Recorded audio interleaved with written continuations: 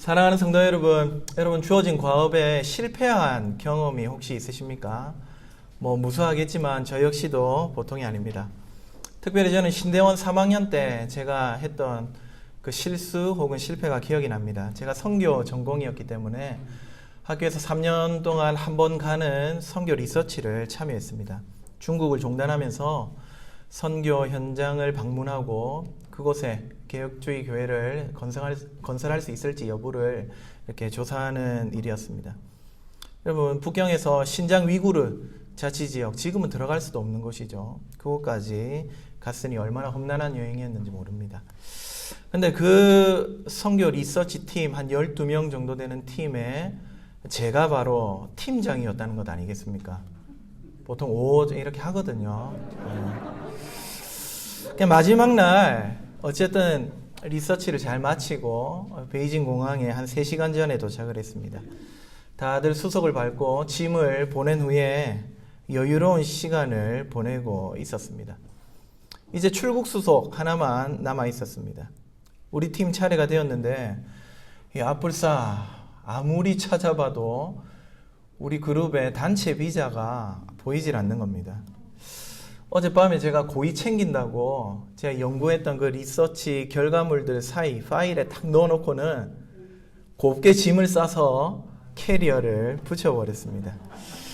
시간상 그 화물칸에 들어가 있는 캐리어를 꺼내서 비자를 다시 찾아서 수속을 할 수 없는 그런 상황이었습니다. 결국 출발 직전에 이 비행기를 세워놓고는 저희 짐을 다 꺼내고 그 베이징 공항에 국제미아처럼 12명이 망연자실하게 서는 그런 결과를 벌였습니다.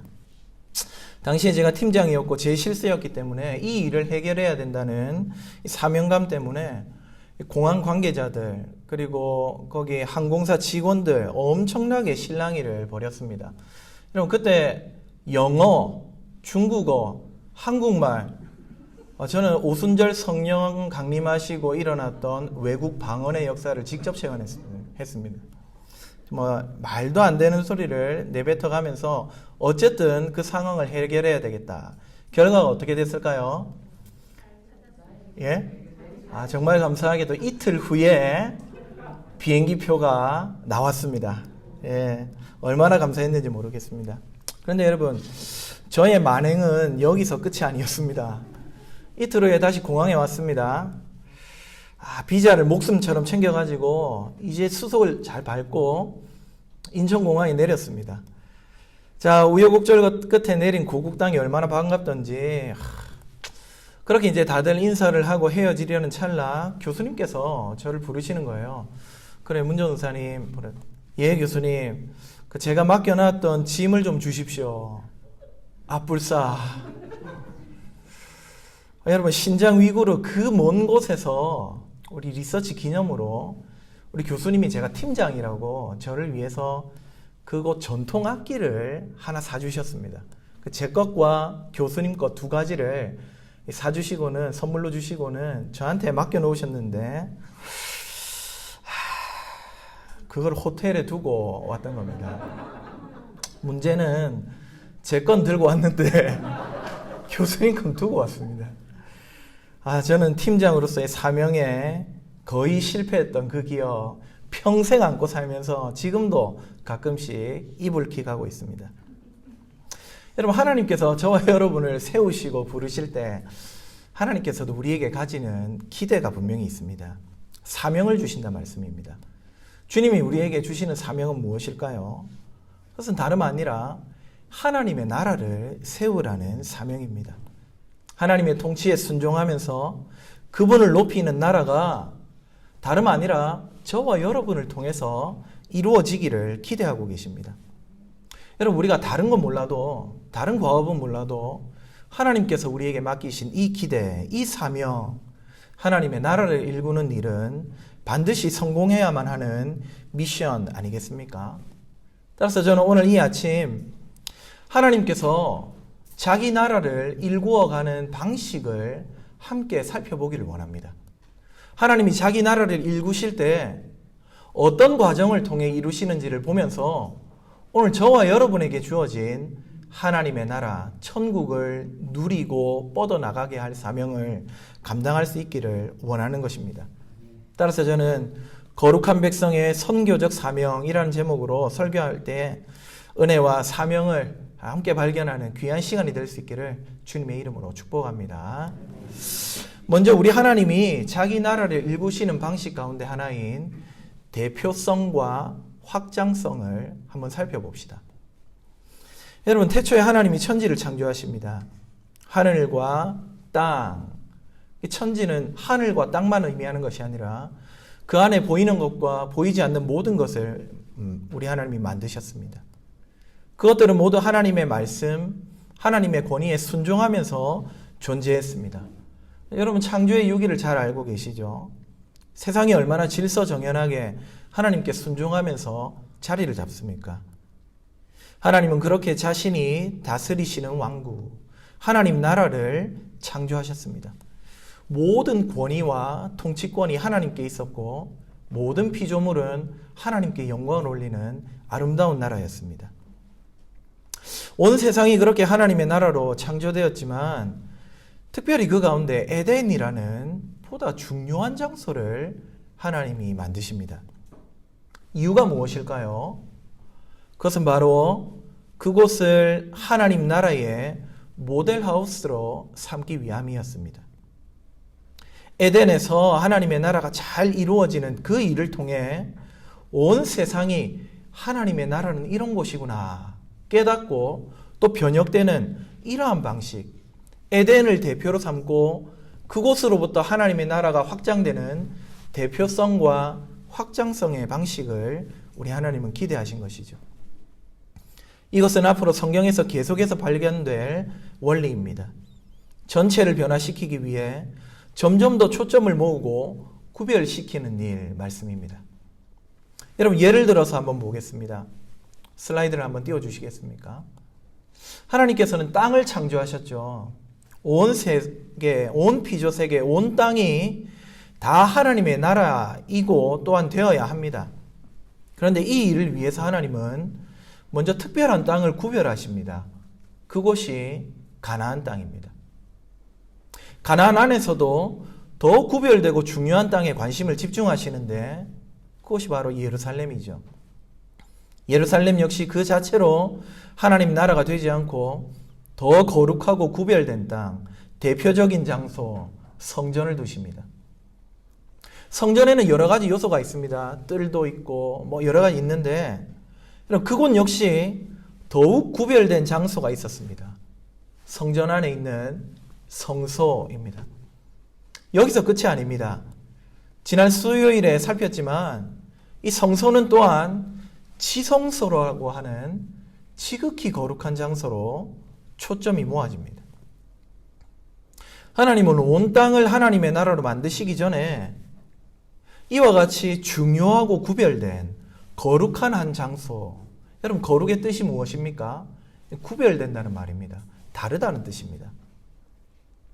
하나님은 그런 구별된 장소, 거룩한 장소로 초점을 모으십니다.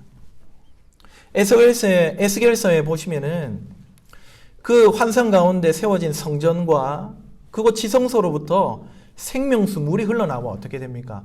열방을 적시지 않습니까? 초점을 모으고 모았더니 그곳으로부터 생명이 온 땅으로 흘러 들어가는 역사가 나옵니다. 우리 예수님이 지성소로 들어가셨다고 히브리서는 말합니다. 이 지성소에 들어가서 양과 염소가 아닌 이 자기 피를 뿌리며 대속죄의 제사를 행하셨을 때 어떻게 됩니까? 그곳에 휘장이 찢어지면서 죄 용서의 은혜가 온 세상 땅으로 퍼져나갑니다. 이처럼 성전, 지성소로부터 시작해 물이 바다 덮음같이 하나님의 영광이 온 세상 땅에 흘러넘치게 되는 것, 대표성과 확장성의 원리입니다.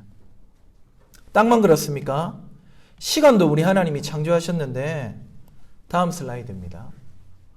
모든 시간이 하나님이 다스리시는 시간, 우리의 모든 살아가는 시간이 하나님이 통치하시는 복된 시간이 되게 하시려고 먼저 하나님은 구별된 시간들을 이렇게 집중하십니다.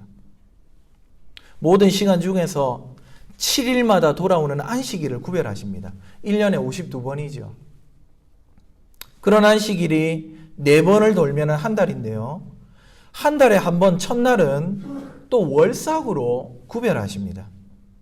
그날은 안식일처럼 역시나 아무 일도 하지 않습니다.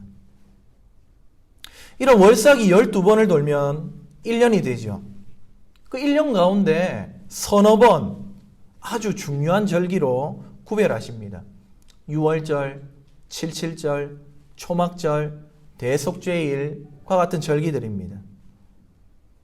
이런 날은 365일 중에 몇 번 없으니까 정말 중요한 날들입니다. 그런데 여러분, 여기서 끝이 아닙니다. 그 모든 안식일, 월삭, 절기가 한 번 다 돌면은 1년 아닙니까? 그런데 이렇게 도는 1년의 6번 돌고 나면, 그래서 7번째 되는 해 7년이 되면은 그 해를 안식년으로 정하셨습니다. 여러분, 7년에 한 번이니까 평생 한 몇 번 정도 경험하겠습니까? 한 10번 남짓 밖에 경험할 수 없는 아주 중요한 날을 구별해 두십니다. 그런데 여러분, 여기서도 하나님은 더 관심을 집중하시는데 바로 희년입니다. 7년에 한 번 돌아오는 이 안식년이 7번 돌고 난, 그러니까 49년이 지난 그 다음에 50년마다 한 번밖에 돌아오지 않는 이 희년을 두셨습니다. 이날은 평생 한 번, 혹은 한 번도 경험하지 못한 사람도 많을 정도로 아주 희귀하고 중요한 날입니다. 그런데 여러분, 이렇게 날들의 초점을 모으고 모아서 구별하신 하나님은 결국 모든 날을 하나님이 다스리시는, 하나님이 통치하시는 좋은 날로, 천국과 같은 날로 막 바꾸시려고 이렇게 하신 겁니다.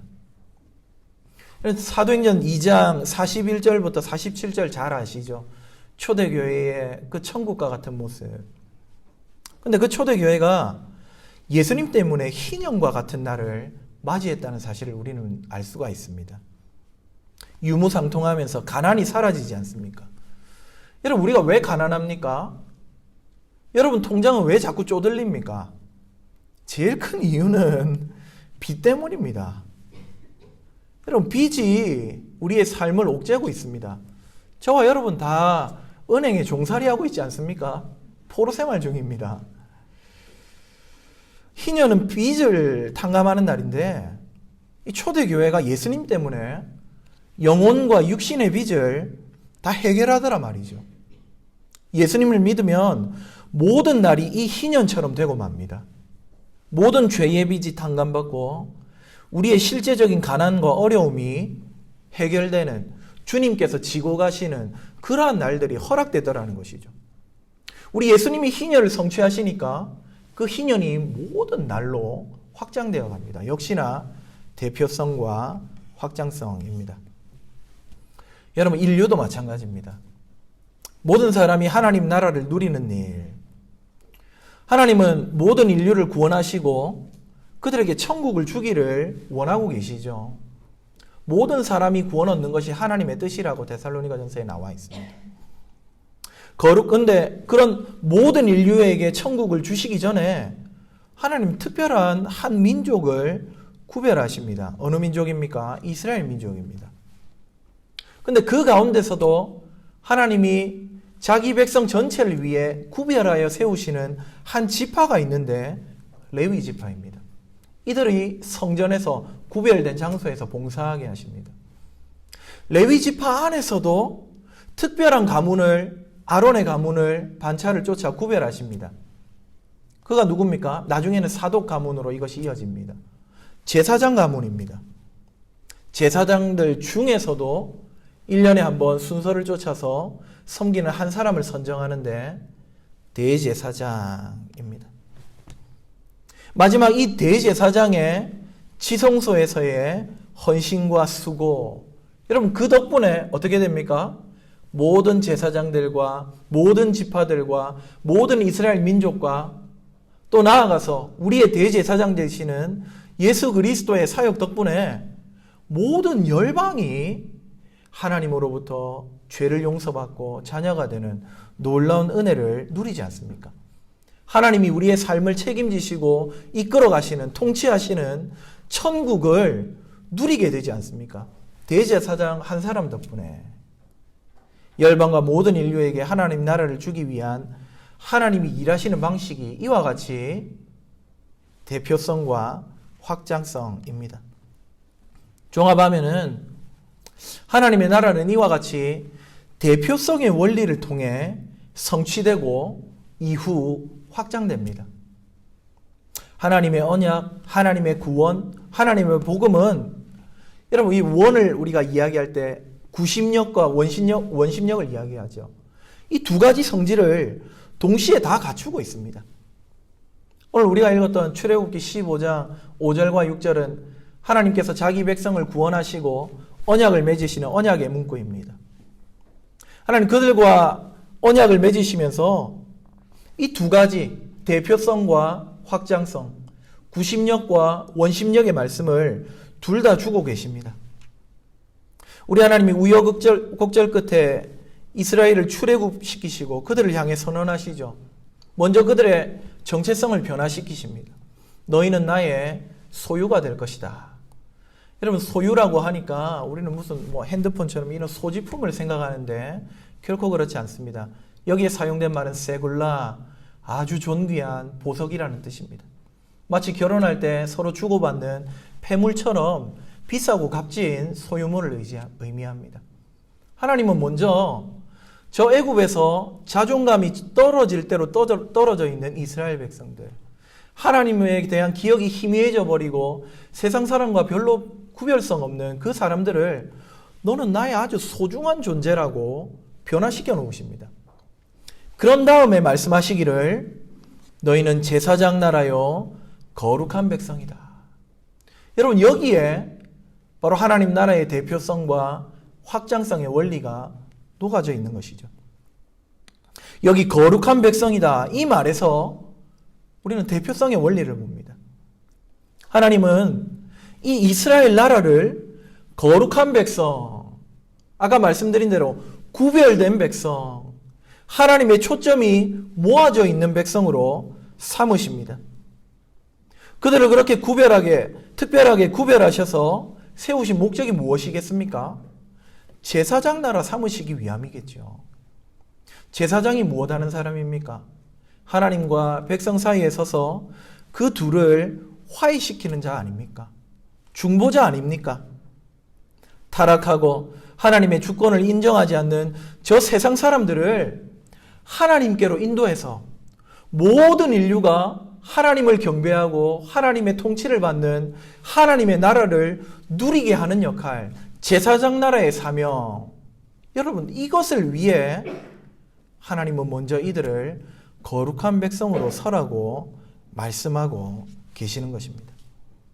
거룩한 백성과 제사장 나라, 둘 다 하나님 나라 백성이 주님으로부터 받은 사명인데요.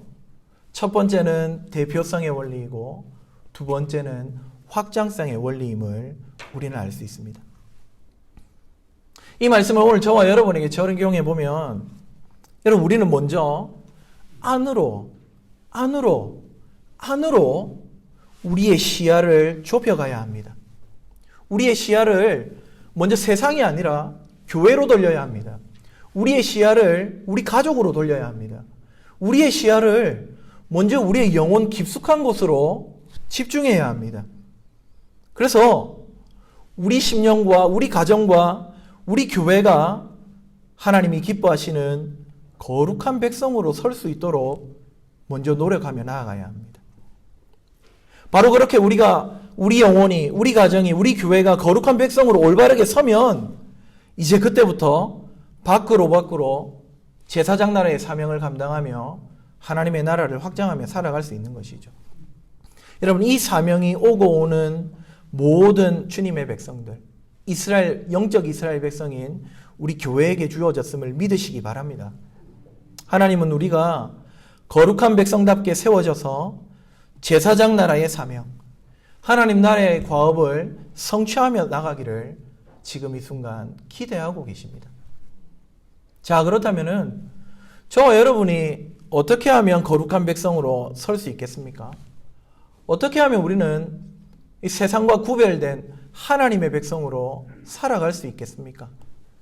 여러분, 지금 이 말씀을 받고 있는 출애굽 백성들은 어떻게 거룩한 백성으로, 이방 나라들과 구별된 백성으로 설 수 있었을까요? 여러분, 그 기준이 명확합니다. 여러분, 우리는 구별된다고 할 때에, 우리가 생각할 때에 다른 사람들보다 조금 착하고 조금 더 정직하고 우리의 기준을 가지고 판단하기 십상인데 그렇지 않습니다.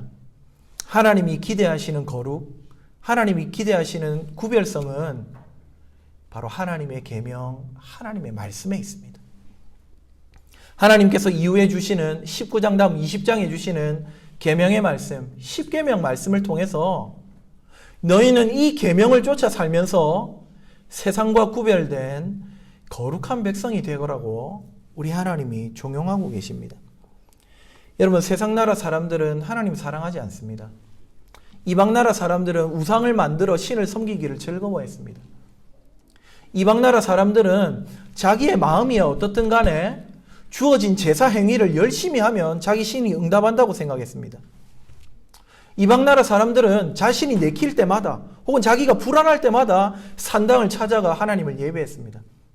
그러나 하나님 그렇게 하지 말라고 하십니다. 하나님 뭐라고 하십니까? 너희는 나만 사랑해야 한다고 말씀하십니다. 너희는 세상 사람들이 섬기는 그런 방식으로 우상을 만들어서 형상을 만들어서 나를 거기에 잇대가지고 그런 식으로 섬기지 말라고 하십니다. 하나님은 중심을 보시는 분이기 때문에 그저 예배당 나와서 예배 드리고 제사 드리면 그걸로 내 할 바 다 했다고 착각하지 말고 전심을 다해 하나님 만홀히 여기지 말고 예배하라고 말씀하십니다. 아무 때나 너희들 날키는 대로 나를 섬기지 말고 정한 날 안식일을 기억하여 그날을 거룩히 지키며 나를 예배하는 백성이 되라고 말씀하십니다. 하나님 이렇게 예배에 관한 계명을 주시며 10계명의 첫째 돌판을 주시면서 세상과 구별되는 삶을 살라고 저와 여러분에게 말씀하고 계시는 겁니다. 사랑하는 성도 여러분, 하나님을 온전히 예배하는 첫 번째 돌판의 사람들이 되시기를 주님의 이름으로 축복합니다.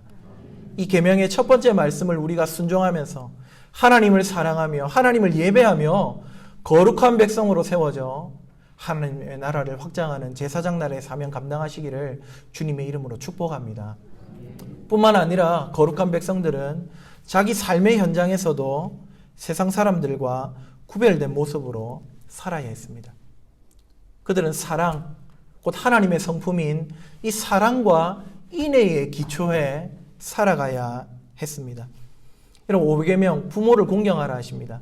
단지 나를 낳아준 부모님 감사하니까 섬기라는 말씀입니까? 그 이상입니다. 오히려 위의 권세에 있는 모든 권위들을 존중하면서 질서 있는 생활을 하라고 말씀하시는 겁니다. 세상 나라는 그렇지 않죠. 자신의 이익을 위해서라면 여러분 얼마든지 하극상할 수 있는 것 아닙니까? 그러나 하나님 나라 백성은 그게 아니라는 겁니다. 하나님 나라 백성은 하나님이 주신 권위를 존중하며 그 안에 질서 있게 살아가야 한다고 말씀하는 것이죠. 또 하나님께서는 6계명을 통해 타인의 생명을 존중하라고 말씀하십니다. 여러분, 지금으로부터 한 4,000년 전에, 한 3,500년 전에 있었던 고대 근동에 아주 유명한 법전이 있습니다. 함무라비 법전입니다. 여러분, 이 근대 이 법학자들은 어떻게 고대에 이렇게 세련된 법전이 있을 수 있을까 굉장히 의아해합니다. 당시 고대 근동에서는요, 여러분 눈에는 눈, 이에는 이. 지금 우리가 듣기에는 이거 좀 용서하고 좀 봐줘야지. 뭘 그렇게 이렇게 생각 들지 모르지만 당시 상황에서는요, 만약에 내 눈이 뽑히면은 그 사람 목숨을 가져와야 사람들이 만족했습니다. 손가락을 하나 잃으면 그 사람의 팔을 잘라야지만 속이 풀리는 존재가 사람이었단 말입니다. 그런데 그렇게 하지 말고 네가 당한 손해만큼만 해를 입히라고 말하는 법이 함무라비 법전이었습니다. 세상 나라는 그 정도 수준이었습니다. 그것도 굉장히 세련된 수준이었습니다. 하지만 하나님 나라 백성 그렇게 살지 말라고 합니다. 살인하지 말라고 합니다. 타인의 생명을 존중하라고 합니다. 내가 받은 손해를 무조건 하고 갚으려고 하지 말라고 합니다. 내 목숨이 소중하고 내 삶이 소중한 만큼 타인도 소중한 줄 알고 살라고 말씀하십니다. 세상 나라와 구별된 거룩한 백성의 모습입니다. 7계명 어떻습니까? 간음하지 말라. 여러분, 가정을 존중하고 약자를 존대하라고 합니다. 당시의 여성들은 남자의 소유물이지 않습니까? 재산이지 않습니까? 물론 재산이기 때문에 소중하게 다른 것도 있지만, 그러나 여성은 언제나 하대의 대상이었고 욕망의 창고였습니다. 그래서 필요하면 여성을 팔기도 하고요, 한 남자가 여러 명의 여자를 거느리기도 했습니다. 이것이 창조 질서에 어긋난다고 하나님이 말씀하십니다. 여성은, 아내는 하나님께서 친히 짝지어 주신 나의 반쪽이며 하나님의 형상이라는 사실을 기억하고 존중하라고 하십니다. 가정을 아름답게 지켜가라고 이 계명을 주셨습니다. 세상 나라 안 그랬습니다. 고대 근동에서는 다 자기 욕망을 쫓아 그렇게 살았습니다. 8계명 어떻습니까? 도둑질하지 말라고 합니다. 타인의 재산을 존중하라 합니다. 9계명 어떻습니까? 평판과 정의를 실천하라고 합니다. 10계명 어떻습니까? 탐욕을 경계하라고 하십니다. 여러분, 이 모든 모습들이 바로 세상 나라가 보이는 모습과 구별된 하나님 나라 백성의 삶이라고 그들에게, 또한 우리에게 말씀하고 계시는 것입니다. 사랑하는 성도 여러분, 하나님의 나라를 누리고 싶으십니까? 하나님의 나라를 확장하며 천국을 전파하는 사명자의 삶을 살고 싶으십니까? 제사장 나라의 삶을 살기 원하십니까? 하나님 앞에, 세상 앞에 구별된 거룩한 백성으로 서시기를 주님의 이름으로 축복합니다. 우리가 거룩한 백성으로 설 때 하나님은 비로소 우리의 삶을 통해 하나님의 나라가 뻗어나갈 수 있도록 역사하실 것입니다. 여러분, 과거에는요, 하나님의 나라가 뻗어나가는 것이니까, 확장되는 것이니까, 여러분, 이것을 이 선교사들이 하는 일이라고 생각했습니다. 교회가 선교사를 세워서 교회가 없는 곳에, 하나님의 말씀이 전해지지 않은 곳에, 하나님을 예배하지 않는 곳에 선교사를 보내서 거기에 교회를 세우고 사람들을 전도하면 그렇게 하나님의 나라가 확장된다고 생각했습니다. 물론 지금도 하나님은 그와 같은 방식으로 주님의 나라를 확장해 가십니다. 그런데 여러분, 저기 선교지만 지금 하나님의 나라가 없습니까? 지금 우리 주변은 어떻습니까? 멀리 볼 것도 없이 우리 영도 동삼돌 지역의 복음화율이 어떻게 됩니까? 우리 지역만 돌아봐도 여전히 이곳에 하나님을 예배하지 않는 자들, 하나님이 영광받지 못하시는, 하나님의 나라가 이루어지지 않은 모습이 편만에 있습니다. 따라서 우리는 먼 곳에 나가서 선교하는 일만이 제사장 나라의 사명이 아니라는 사실을 기억할 필요가 있습니다. 오늘 저와 여러분이 선 곳에서 거룩한 백성답게 하나님을 온전히 잘 예배하고 그 예배 때 받은 은혜를 가지고 삶의 현장으로 나아가 사랑과 정직과 정의와 진실을 행하며 살아갈 때, 그렇게 거룩한 백성의 삶을 살 때에 저와 여러분의 삶의 현장이 선교지로 변화되는 놀라운 역사가 일어나는 것입니다. 거룩한 백성의 삶을 사는 여러분들이 바로 제사장 나라 사명을 감당하는 하나님이 보내신 선교사로서 살아갈 수 있는 것입니다. 그러므로 사랑하는 성도 여러분, 먼저 하나님의 거룩한 백성으로 서시는 우리 교회 성도님들 다 되시기를 주님의 이름으로 축복합니다. 오늘과 같이 주일 구별된 날 나와 우리 하나님을 온전히 예배하고 그분을 기뻐하고 그분을 즐거워하며 그분께 예배하는 복된 하나님의 백성들 되시기를 주님의 이름으로 축복합니다. 나아가 이곳에서 받은 은혜를 가지고 여러분 삶의 현장으로 나아가 제사장 나라의 삶을 살아가십시오. 이웃을 사랑하고 그들을 존중하고 그들에게 정직하고 그들에게 공평과 정의를 행하고, 그러한 몸부림을 통해 주님의 나라가 확장되어 갈 것입니다. 말씀을 맺겠습니다. 하나님 나라의 구심력과 원심력, 대표성과 확장성 여러분 기억하십시오. 먼저 거룩한 백성으로 머물고서는 우리 성도님들 되시기를 주님의 이름으로 축복합니다. 우리 그리스도를 앙망하고 그분의 은혜를 사모하고 말씀과 기도로 거룩하여져 가기를, 그렇게 예배하는 하나님의 백성들이 다 될 수 있기를 주님의 이름으로 축복합니다. 그리하여 우리가 먼저 하나님의 다스림을 충만히 누리고 충만히 누린 하나님의 나라가 흘러 그 능력이 이 땅 가운데 열방 가운데 흘러가는 제사장 나라의 사명을 잘 감당하는 우리 모두가 될 수 있기를 주님의 이름으로 축복합니다. 아멘.